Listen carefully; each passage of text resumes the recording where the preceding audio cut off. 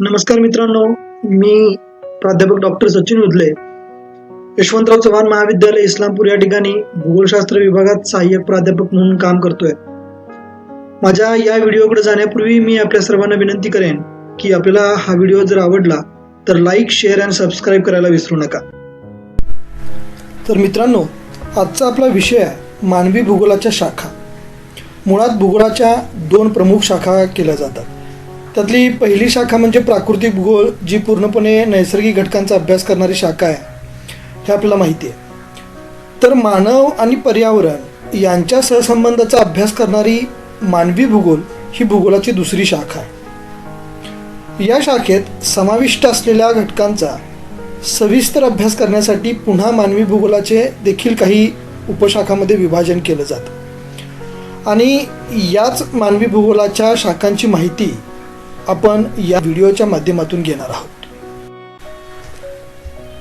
तसं पाहायला गेलं तर मानवाला आर्थिक आणि सामाजिक अशा दोन बाजू असतात आणि याच अनुषंगानं मानवी भूगोलाच्या देखील दोन शाखा केल्या जातात. त्यातली पहिली शाखा म्हणजे आर्थिक भूगोल, इकॉनॉमिक जॉग्राफी. अन्न, वस्त्र आणि निवारा ह्या मानवाच्या मूलभूत गरजा आहेत, हे आपण सगळे जाणतोच.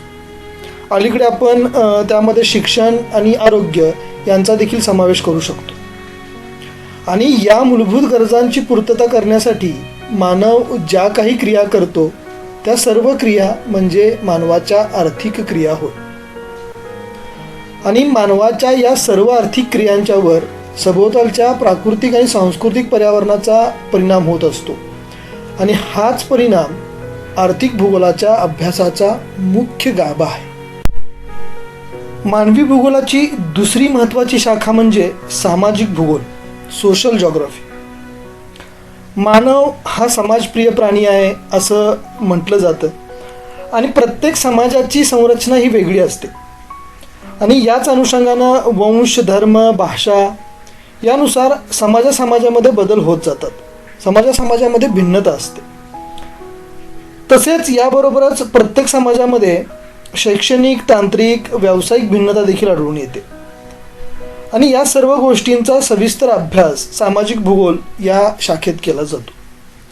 थोडक्यात मानव आणि त्याच्या सभोवतालचे जे वातावरण आहे यांच्या सामाजिक घटकांच्या अनुषंगाने केला जाणारा अभ्यास म्हणजे सामाजिक भूगोल.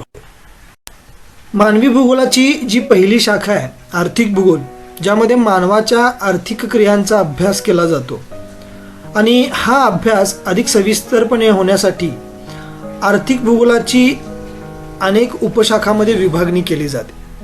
त्यातली पहिली उपशाखा म्हणजे कृषी भूगोल, ज्याला ॲग्रिकल्चरल जॉग्राफी असं म्हटलं जातं. शेती हा खूप प्राचीन काळापासून मानवाचा एक प्रमुख प्राथमिक व्यवसाय आहे. आज देखील भारतात जवळपास 70% लोक हे प्रत्यक्ष किंवा अप्रत्यक्षरित्या शेतीवर अवलंबून आहेत किंवा शेती व्यवसायात गुंतलेले आहेत. भारत हा कृषीप्रधान, शेतीप्रधान देश आपण मानतो. त्यामुळं शेती आणि मानव यांच्या सहसंबंधांचा जो अभ्यास आहे तो अभ्यास या कृषी भूगोल या शाखेत केला जातो. याशिवाय शेतीवर प्राकृतिक, त्याचबरोबर आर्थिक, सामाजिक आणि सांस्कृतिक तसेच राजकीय या घटकांचा परिणाम होत असतो. तसेच शेतीमध्ये अनेक बदल होत असतात, शेतीचा विकास होत असतो. त्या अनुषंगानं हरित क्रांती, त्या अनुषंगानं शेतीमध्ये होणारे जे बदल आहेत ते बदल आणि आधुनिक शेती करत असताना नेमका भेडसावणाऱ्या ज्या समस्या आहेत या समस्या या सगळ्या गोष्टींचा अभ्यास आपण कृषी भूगोल या शाखेत करतो.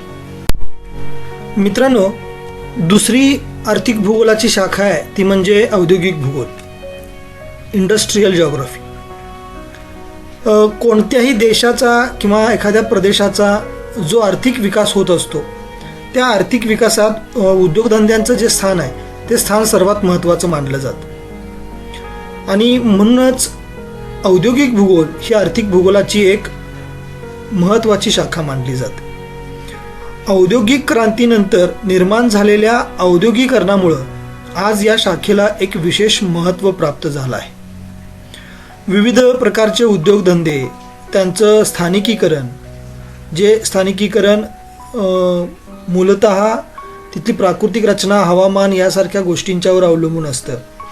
त्याचबरोबर त्यांचं वितरण, उद्योगधंद्यांचं वितरण, त्यांचं केंद्रीकरण, विकेंद्रीकरण, उद्योगधंद्यांचा विकास यासारख्या गोष्टींचा अभ्यास औद्योगिक भूगोलात केला जातो.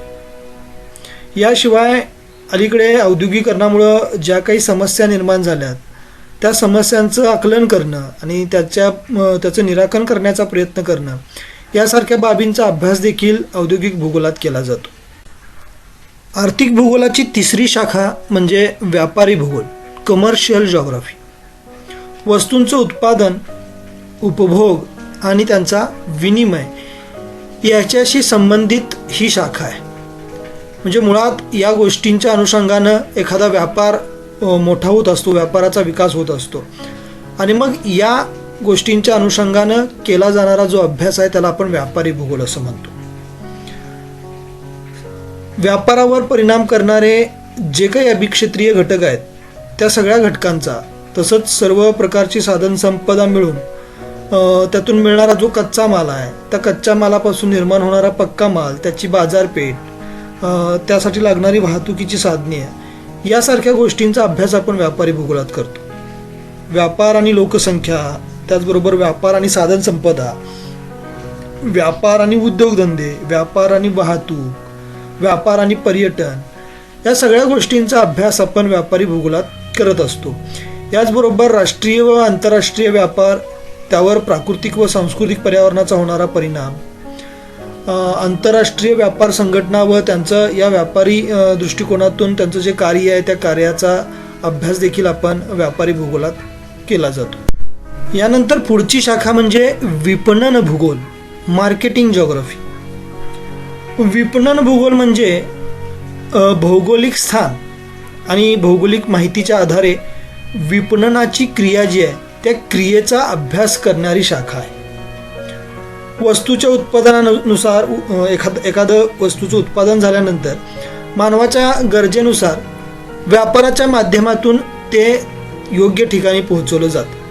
म्हणजे ज्या ठिकाणी ज्या गोष्टीची गरज आहे त्याचा पुरवठा त्या ठिकाणी केला जातो व्यापाराच्या अनुषंगाने. परंतु त्या ठिकाणापासून ग्राहकापर्यंत ती वस्तू पोहोचवणं हे सगळ्यात गरजेचं असतं आणि यासाठी विपणनाच्या अनुषंगानं एखादी वस्तू उत्पादकाकडून ग्राहकापर्यंत कशी पोहोचवली जाते या गोष्टींचा अभ्यास आणि त्याच्यावर कोणते प्राकृतिक आणि सांस्कृतिक घटक परिणाम करतात यांचा अभ्यास आपण विपणन भूगोल या शाखेमध्ये करतो. या क्रियेमध्ये भौगोलिक स्थान, हवामान, मानवाच्या गरजा, वस्तूंची मागणी पुरवठा, त्यांचं वितरण या गोष्टींचा परिणाम होत असतो आणि या सर्व घटकांचा अभ्यास आपण विपणन भूगोलात करीत असतो. पुढची शाखा आहे वाहतूक भूगोल, ट्रान्सपोर्टेशन जॉग्राफी. मित्रांनो, लोकांची जशी वाहतूक होत असते, लोक जसे एका ठिकाणाहून दुसऱ्या ठिकाणी जात असतात, त्याच पद्धतीनं वस्तूंची आणि माहितीची देखील हालचाल होत असते आणि यामुळं वाहतुकीच्या साधनांना अनन्यसाधारण महत्त्व असतं आणि या वाहतुकीच्या संसाधनांचा सविस्तर अभ्यास आपण वाहतूक भूगोल या शाखेअंतर्गत करत असतो. मुळात वाहतुकीमध्ये आपण रस्ते वाहतूक, जलवाहतूक, रेल्वे वाहतूक, हवाई वाहतूक असे वेगवेगळे प्रकार करतो आणि या सर्व गोष्टींची, या सर्व वाहतुकीच्या संसाधनांचं जाळं कसं पसरलेलं आहे, त्यांचं वितरण कसं झालेलं आहे, त्यांचं परस्परांशी समायोजन कशा पद्धतीनं आहे, या सगळ्या गोष्टींचा आणि त्यांच्या या सर्व वाहतुकीच्या जाळ्यांचा, सर्व वाहतुकीच्या संसाधनांचा त्या प्रदेशाच्या किंवा त्या देशाच्या प्रादेशिक आणि आर्थिक विकासात कसा हातभार लागतो या सर्व गोष्टींचा अभ्यास आपण वाहतूक भूगोलात करत असतो. पुढची आर्थिक भूगोलाची शाखा आहे साधन संपत्ती भूगोल, रिसोर्स जॉग्राफी. मित्रांनो, साधन संपत्ती ही सगळ्यात महत्त्वाची यासाठी मानली जाते की कोणत्याही देशाचा विकास, आर्थिक विकास हा त्या देशातील साधन संपत्तीचा विकास आणि तिचा साधन संपत्तीचा वापर या गोष्टीवर अवलंबून असतो आणि म्हणूनच साधन संपत्ती भूगोल ही आर्थिक भूगोलाच्या अनुषंगानं एक महत्त्वाची शाखा सांगितली जाते. साधन संपत्तीचं वितरण आणि साधन संपत्तीचा वापर याच्यावर देखील भौगोलिक घटकांचा परिणाम होत असतो. या सर्व परिणामांचा अभ्यास आपण साधन संपत्ती भूगोल या शाखेअंतर्गत करत असतो. भूपृष्ठावरील साधन संपत्तीचे प्रकार, त्यांचं वितरण, साधन संपत्तीचा विकास, त्या अनुषंगानं व्यापार आणि उद्योगधंद्यांचा विकास, साधन संपत्तीचा वापर किंवा अतिवापर आणि अतिवापरामुळे निर्माण झालेल्या समस्या, या सगळ्या गोष्टी आपण साधन संपत्ती भूगोलामध्ये अभ्यासतो. साधन संपत्तीचे सगळ्यात ढोबळ मनानं करायचं झालं तर एकतर विनाशी आणि अविनाशी असे दोन प्रकार आपण सांगू शकतो, म्हणजे पुनर्निर्मितीक्षम आणि अपुनर्निर्मितीक्षम. आणि या अनुषंगानं साधन संपत्तीचा प्रामुख्यानं जो अपुनर्निर्मितीक्षम, जी विनाशी साधन संपत्ती आहे, अशा साधन संपत्तीवर पडणारा जो ताण आहे, हा ताण लक्षात घेऊन आपण त्यासाठी पर्यायी साधन संपत्तीचा वापर करू शकतो का, यासारख्या गोष्टींचा अभ्यास देखील अलीकडच्या काळात साधन संपत्ती भूगोलामध्ये केला जातो. आणि म्हणूनच साधन संपत्ती भूगोल ही आर्थिक भूगोलाची एक महत्त्वाची शाखा मानली जाते. आर्थिक भूगोलाची शेवटची जी शाखा आहे ती म्हणजे पर्यटन भूगोल, टुरिझम जॉग्राफी. आता मित्रांनो, तुम्ही म्हणाल पर्यटन भूगोल ही आर्थिक भूगोलाची शाखा कशी होऊ शकते, तर टुरिझम इज अन इंडस्ट्री असं म्हटलं जातं. पर्यटन हा देखील एक उद्योग आहे. एवढंच नव्हे तर काही देश म्हणजे सिंगापूर, मलेशियासारखे जे देश आहेत यांची संपूर्ण अर्थव्यवस्था ही पर्यटनावर आधारित आहे. त्यामुळे पर्यटन हा एक खूप मोठा उद्योग मानला जातो. आणि याच अनुषंगानं आपण पर्यटन भूगोल या शाखेत या सर्व गोष्टींचा अभ्यास करतो. तिचा समावेश आर्थिक भूगोलाच्या शाखेमध्ये केला जातो. पर्यटन एक उद्योग म्हणून जर त्याचा केला जाणारा अभ्यास आपण बघत असू तर पर्यटनावर परिणाम करणारे जे भौगोलिक घटक आहेत, तसंच पर्यटनाचं आर्थिक महत्त्व काय आहे, पर्यटनातील रोजगाराच्या संधी काय आहेत, पर्यटनाचा सांस्कृतिक आणि सामाजिक जीवनावर काय परिणाम होत असतो, या सगळ्या गोष्टींचा अभ्यास आपण पर्यटन भूगोलामध्ये करतो. याशिवाय पर्यटनामुळे पर्यावरणावर झालेला जो परिणाम आहे तो देखील या शाखेत अभ्यासला जातो. अलीकडच्या काळात पर्यटनाच्या नवनवीन संकल्पना उदयास येत आहेत. म्हणजे तुम्ही ऐकलं असेल की कृषी पर्यटन ही एक नवीन संकल्पना येते. इको टुरिझम नावाची एक संकल्पना आधीच येऊ घातलेली आहे. किंवा अलीकडं तुम्ही स्पेस टुरिझम नावाची म्हणजे अंतरिक्ष पर्यटन नावाची एक संकल्पना ऐकत असाल. म्हणजे ही खूप खर्चिक आणि सामान्य माणसाच्या आवाक्यात नसणारी जरी गोष्ट असली तरी काही हौशी लोक ह्या गोष्टी करू शकतात. एखाद्या अंतराळ संशोधन संस्था ज्या आहेत प्रत्येक देशाच्या, त्या अशा पद्धतीनं योजना आखत आहेत आणि त्या पद्धतीनं अंतरिक्ष पर्यटन ही आणखी एक नवीन संकल्पना येते. म्हणजे या अशा सगळ्या गोष्टींच्या अनुषंगानं पर्यटन भूगोल ही शाखा कार्यरत असते. मित्रांनो, यानंतर मानवी भूगोलाची जी दुसरी प्रमुख शाखा आहे, सामाजिक भूगोल, सोशल जॉग्राफी जिला म्हटलं जातं, मानवाच्या सामाजिक अंगाच्या अनुषंगानं अभ्यास करणारी ही शाखा आहे. या शाखेची देखील अनेक उपशाखामध्ये विभागणी केली जाते. त्यातली पहिली शाखा आहे ती म्हणजे सांस्कृतिक भूगोल, कल्चरल जॉग्राफी. मगाशी आपण सुरुवातीलाच म्हटलं की मानव हा समाजप्रिय प्राणी आहे. तो समाज करून राहतो, वसाहत करून राहतो. आणि ज्यावेळी मानवाचा समाज हा एकत्र येऊन मानव आपली समाज निर्माण करतो, त्या समाजाच्या ज्या काही चालीरीती आहेत, जे काही रूढी परंपरा आहेत, या अनुषंगानं त्या समाजाची एक संस्कृती ठरत असते. याशिवाय भाषा, धर्म, रूढी यांचा देखील त्याच्यावर प्रभाव असतो आणि यातून त्या समाजाची एक संस्कृती निर्माण होते. आणि या अनुषंगानं सांस्कृतिक भूगोलामध्ये या गोष्टींचा अभ्यास केला जातो. म्हणजे अगदी मानवाच्या वंशवर्गीकरणापासून ते अलीकडच्या काळात मानवाच्या भाषा आणि त्यामध्ये होत जाणारे बदल, या सगळ्या गोष्टींचा अभ्यास आपण सांस्कृतिक भूगोलात करतो. यानंतर सामाजिक भूगोलाची दुसरी शाखा आहे ती म्हणजे लोकसंख्या भूगोल, पॉप्युलेशन जॉग्राफी. भौगोलिक दृष्टिकोनातून लोकसंख्येचा अभ्यास करणारी ही शाखा आहे. मित्रांनो, या शाखेमध्ये जगामध्ये जे लोकसंख्येचं वितरण झालं आहे आणि ते असमान वितरण आहे, त्याच्यावर अनेक गोष्टींचा प्रभाव असतो. म्हणजे अगदी प्राकृतिक घटकांपासून आर्थिक, सामाजिक, राजकीय सर्व घटकांचा प्रभाव त्याच्यामध्ये असतो. या गोष्टींचा अभ्यास आपण लोकसंख्या भूगोलामध्ये करतो. याशिवाय लोकसंख्येचे जे सगळे इंडिकेटर्स आहेत, सगळे जे दर्शक आहेत, उदाहरणार्थ लोकसंख्येची वाढ, लोकसंख्येची घनता, लोकसंख्येची रचना, लोकसंख्येचं स्थलांतर, जन्मदर, मृत्यूदर, यासारख्या सगळ्या गोष्टींचा अभ्यास आपण लोकसंख्या भूगोल यामध्ये करतोच. याशिवाय लोकसंख्येसंबंधी जे सतत भेडसावणारे प्रश्न असतात, लोकसंख्येविषयीच्या ज्या काही संकल्पना आहेत, काही लोकांनी लोकसंख्येच्या वाढीचे काही सिद्धांत मांडलेले आहेत, लोकसंख्येचं नियोजन प्रत्येक देश कसा करत असतो, या सगळ्या गोष्टींचा अभ्यास म्हणजे प्रत्येक देशाचं एक लोकसंख्या धोरण ठरलेलं आहे, ते लोकसंख्येच्या बाबतीतलं धोरण काय आहे, या सगळ्या गोष्टींचा सामाजिक अंगानं अभ्यास केला जातो. त्या शाखेला आपण लोकसंख्या भूगोल असं म्हणतो. मुळात लोकसंख्या भूगोल ही लोकसंख्येच्या प्रादेशिक वितरणाचा अभ्यास करणारी शाखा आहे. यानंतर पुढची शाखा आहे ती म्हणजे ऐतिहासिक भूगोल, हिस्टॉरिकल जिओग्राफी.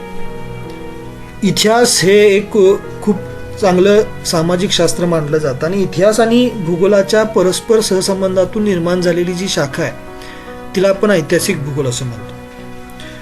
प्रामुख्याने भौगोलिक घटनांचा ऐतिहासिक गोष्टींच्या अनुषंगाने केला जाणारा अभ्यास म्हणजे ऐतिहासिक भूगोल होय. म्हणजे सॅम्पल नावाची एक अमेरिकन भूगोलतज्ञ होती. तिचं असं मत होतं की आजचा जो इतिहास आहे, म्हणजे आज आपण जो इतिहास म्हणून अभ्यासतोय तो कालचा भूगोल होता आणि आजचा जो भूगोल आहे तो उद्या इतिहास होणार आहे. म्हणजेच इतिहास आणि भूगोल या दोन विद्याशाखांचा खूप जवळचा सहसंबंध आहे आणि तोच सहसंबंध या शाखेच्या अभ्यासातून दिसून येतो. यानंतर पुढची शाखा सामाजिक भूगोलाची ती म्हणजे वसाहत भूगोल, सेटलमेंट जिओग्राफी. निवारा ही मानवाची एक जी मूलभूत गरज आहे, म्हणजे अन्न वस्त्र निवारा यापैकी निवारा ही सगळ्यात मूलभूत गरज आहे मानवाची आणि या गरजेच्या पूर्ततेसाठी मानव वसाहत करून राहत असतो. आणि उलट आपण आधी देखील म्हटले की मानव हा समाजप्रिय प्राणी आहे, त्यामुळे तो वसाहतींच्या अनुषंगानं राहत असतो. वेगवेगळ्या वसाहतींच्या अनुषंगानं समाजाची निर्मिती होत असते आणि मानवाच्या या वसाहतींच्यावर अनेक प्राकृतिक आणि सांस्कृतिक पर्यावरणीय घटकांचा परिणाम होत असतो आणि मग या घटकांच्या अनुषंगानं मानवाच्या वसाहतीचं स्वरूप देखील बदलत जातं, त्याचे प्रकार देखील बदलत जातात, आकृतिबंध बदलत जातो आणि या सर्व गोष्टींचा अभ्यास करणारी जी शाखा आहे तिला आपण वसाहत भूगोल असं म्हणतो. मानवी वसाहतीचं मुळात ग्रामीण वसाहती आणि नागरी वसाहती असे दोन प्रमुख प्रकार पडतात आणि त्या अनुषंगानं ग्रामीण भूगोल आणि नागरी भूगोल असे देखील दोन उपशाखा वसाहत भूगोलाच्या केल्या जातात. ग्रामीण वसाहती, त्यांची रचना, त्यांची कार्य, त्यांची प्रारूप, ह्या सगळ्या गोष्टी ग्रामीण भूगोलात आपण अभ्यासतो. तर नगरांची रचना, नगरांची संरचना, नगरांची कार्य ह्या सगळ्या गोष्टींचा अभ्यास आपण नागरी भूगोलात करत असतो. पुढची सामाजिक भूगोलाची शाखा ती म्हणजे राजकीय भूगोल, पॉलिटिकल जिओग्राफी. मित्रांनो, मानवी जीवनावर राजकीय परिस्थितीचा नेहमीच प्रभाव पडत आलेला आहे आणि यातून राज्यशास्त्र आणि भूगोल यांच्या परस्पर अभ्यासातून आपण राजकीय भूगोल या शाखेची निर्मिती झाली. मुळात मानवी भूगोलाचा राजकीय घटनादृश्यांच्या अनुषंगानं जो अभ्यास केला जातो तो अभ्यास म्हणजेच राजकीय भूगोल होय. यामध्ये त्या राज्याच्या किंवा राष्ट्राच्या ज्या सीमा आहेत, राज्यघटना आहे, त्यांचं कायदेविषयक धोरण आहे किंवा प्रत्येक देशाचं परराष्ट्र जे धोरण आहे ते परराष्ट्र धोरण, प्रत्येक देशांचे एकमेकासोबतचे राजकीय सहसंबंध, ह्या सगळ्या गोष्टींचा अभ्यास राजकीय भूगोलात होतोच. याशिवाय राष्ट्रीय व आंतरराष्ट्रीय सीमावाद किंवा इतर अनेक कोणत्या गोष्टीवरून वाद असतील तर ते वाद, ह्या सगळ्यांचा जे राजकीय तंटे आहेत त्या राजकीय तंट्यांचा अभ्यास देखील आपण राजकीय भूगोलात करत असतो. काही वेळा राजकीय वर्चस्वाच्या हेतून अनेक राष्ट्रांच्या मार्फत प्रयत्न होत असतात आणि त्या अनुषंगानं ते कुरघोड्या करत असतात आणि यातून बऱ्याचदा राजकीय तंटे निर्माण होतात. या गोष्टींचा अभ्यास देखील आपण राजकीय भूगोलात करतो. देशांतर्गत देखील या अशा गोष्टी घडत असतात. म्हणजे कावेरीच्या पाणी वाटपाचा जो प्रश्न आहे हा आपल्या सगळ्यांना ज्ञात असेल. कावेरीच्या पाणी वाटपावरून देखील कर्नाटक, तामिळनाडूमध्ये खूप मोठा तंटा होत असतो नेहमी आणि या सगळ्या गोष्टींचा अभ्यास आपण राजकीय भूगोलामध्ये करत असतो. यानंतर सामाजिक भूगोलाची पुढची शाखा म्हणजे वैद्यकीय भूगोल, मेडिकल जिओग्राफी. मुळात मानवाचं जे आरोग्य आहे ते आरोग्य किंवा स्वास्थ्य यासंबंधी भौगोलिक घटकांच्या अनुषंगाने या गोष्टींचा अभ्यास, मानवाच्या आरोग्याचा अभ्यास करणारी शाखा म्हणजे वैद्यकीय भूगोल. मानवाच्या आरोग्यावर किंवा मानवाच्या जे स्वास्थ्य आहे त्या स्वास्थ्यावर प्राकृतिक घटकांचा परिणाम होत असतो. म्हणजे बघा, हवामान, किंवा प्राकृतिक रचना या गोष्टी मानवाच्या आरोग्यावर सतत प्रभाव टाकत असतात. त्यामुळे या गोष्टींचा अभ्यास आपण वैद्यकीय भूगोलात करतो. याचबरोबर वेगवेगळ्या रोगांचं वितरण कशा पद्धतीने होतं, कोणत्या परिस्थितीत, कोणत्या हवामानात, कोणत्या प्राकृतिक घटकामध्ये म्हणजे कोणत्या प्राकृतिक रचनेमध्ये, कोणत्या भूपृष्ठ रचने ठिकाणी कोणत्या प्रकारचे रोग जास्त प्रमाणात पसरतात, त्यांचं वितरण कशा पद्धतीनं आहे, या सगळ्या गोष्टींचा अभ्यास वैद्यकीय भूगोलात होत असतो. म्हणजेच हे रोगांचं जे वितरण आहे हे स्थलकाल परत्वे भिन्न असतं. म्हणजे ठिकाणानुसार आणि वेळेनुसार त्यामध्ये बदल होत जातात. यांचा अभ्यास आणि त्यांचं एकूण विश्लेषण हे आपण वैद्यकीय भूगोलात करत असतो. याचबरोबर आरोग्य केंद्र, हॉस्पिटल्स, विशिष्ट सेवा देणारी हॉस्पिटल्स, आरोग्य संघटना या सगळ्यांचं लोकसंख्येच्या तुलनेत असणारं जे प्रमाण आहे ते प्रमाण किंवा त्यांचं वितरण, त्यांच्याकडून दिल्या जाणाऱ्या सोयीसुविधा आणि लोकसंख्येच्या बाबतीत त्यांचा जो पुरवठा होतो तो योग्य आहे का, यासारख्या गोष्टींचा अभ्यास देखील आपण वैद्यकीय भूगोलामध्ये करत असतो. यानंतर सामाजिक भूगोलाची सगळ्यात महत्त्वाची शाखा म्हणजे लष्करी भूगोल, मिलिटरी जॉग्राफी. लष्करी हालचाली किंवा ज्या कारवाई होतात त्यांच्यावर देखील भौगोलिक घटकांचा खूप मोठा प्रभाव असतो आणि याचा अभ्यास करणारी शाखा म्हणजेच लष्करी भूगोल होय. एखाद्या प्रदेशावर किंवा एखाद्या शत्रू राष्ट्रावर आपल्याला लष्करी कारवाई करायची असेल त्यावेळी त्या प्रदेशाची भूरचना कशा पद्धतीची आहे, तिथलं हवामान कशा पद्धतीचं आहे, तिथल्या जलप्रणाली, तिथलं वनस्पतींचं आच्छादन कसं आहे, यासारख्या प्राकृतिक घटकांचा अभ्यास देखील आपल्याला करावा लागतोच. याशिवाय तेथील चालीरीती, धर्म, भाषा इत्यादी सामाजिक घटकांचा अभ्यास देखील आपल्याला लष्करी डावपेच आखण्यासाठी उपयोगी ठरत असतो. यामुळं लष्करी भूगोल ही शाखा त्या अनुषंगानं महत्त्वाची मानली जाते. नकाशा वाचन यासारख्या गोष्टी तर लष्करी योजनांसाठी अत्यंत महत्त्वाच्या असतातच आणि त्यामुळंच या गोष्टींचा जो उल्लेख आहे तो लष्करी भूगोलात केला जातो. म्हणूनच सैनिकी शाळा ज्या आहेत किंवा सैनिकी महाविद्यालय आहेत, काही ठिकाणी सैनिकी अभियांत्रिकी महाविद्यालय आहेत किंवा आपली राष्ट्रीय संरक्षण अकादमी असेल, यासारख्या ज्या शैक्षणिक संस्था आहेत ज्या सैनिकी शिक्षण देतात, या संस्थांमध्ये भूगोल हा विषय सक्तीचा ठेवलेला असतो. यानंतर पुढची शाखा आहे ती म्हणजे वर्तणूक विषयक भूगोल. आता वर्तणूक विषयक भूगोल ज्याला आपण बिहेवियरल जॉग्राफी असं म्हटलं जातं, ही मानवाच्या वर्तनावर अभ्यास करणारी म्हणजे मानवाच्या वर्तनाचा अभ्यास करणारी शाखा आहे. मानवाच्या वर्तनावर देखील प्राकृतिक आणि सांस्कृतिक घटकांचा परिणाम होत असतो आणि त्या घटकांचा परिणाम अभ्यासणारी शाखा म्हणजे वर्तणूक विषयक भूगोल होय. अगदी अलीकडच्या काळात सामाजिक भूगोलाची उपशाखा म्हणून या शाखेचा उगम झाला आहे. म्हणजे मानसशास्त्राशी खूप जवळचा संबंध आहे या शाखेशी आणि म्हणूनच मानवाची वर्तणूक ही देखील स्थळकाळानुसार भिन्न असते आणि विशिष्ट वेळी, विशिष्ट परिस्थितीत किंवा विशिष्ट ठिकाणी मानवाचं वर्तन हे कशा प्रकारचं असू शकतं हे आपण सांगू शकत नाही. याचा अभ्यास आपण या शाखेत करतो. यानंतर सामाजिक भूगोलाची शेवटची शाखा म्हणजे गुन्हेगारी विषयक भूगोल किंवा गुन्हे विषयक भूगोल, त्याला क्राईम जॉग्राफी असं म्हटलं जातं. मानवाचं जे स्वास्थ्य आहे तो त्या समाजाशी, ज्या समाजात तो राहतो त्या समाजाशी निगडीत असतं आणि मानवी समाजामध्ये अलीकडच्या काळात वाढत्या लोकसंख्येबरोबर विविध समस्या निर्माण होत आहेत.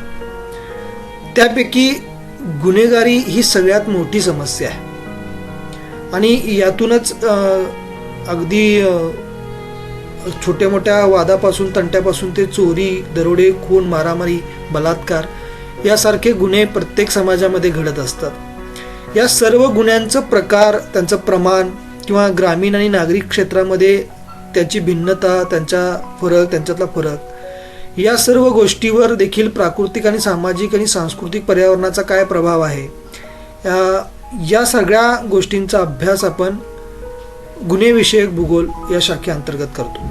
थोडक्यात गुन्ह्यांचा अभ्यास भौगोलिक पातळीवर जो केला जातो ती शाखा म्हणजे गुन्हेविषयक भूगोल होय. धन्यवाद मित्रांनो. आपण अशा प्रकारे मानवी भूगोलातील आर्थिक आणि सामाजिक भूगोल या शाखेअंतर्गत अनेक उपशाखांचा अभ्यास किंवा त्यांची माहिती या व्हिडिओच्या माध्यमातून घेतली. अजून देखील अनेक नवीन शाखांची भर या मानवी भूगोलाच्या अभ्यासामध्ये पडत आहे आणि या अनुषंगानं मानवी भूगोलाचा अभ्यास आणखी व्यापक बनत आहे. त्यासाठी पुन्हा या गोष्टींचा अभ्यास करणं गरजेचं आहे. आशा आहे की सदरचा व्हिडिओ आपल्याला आवडला असेल तर लाईक आणि शेअर जरूर करा. चॅनलवर नवीन असाल तर चॅनल सबस्क्राईब जरूर करा. धन्यवाद.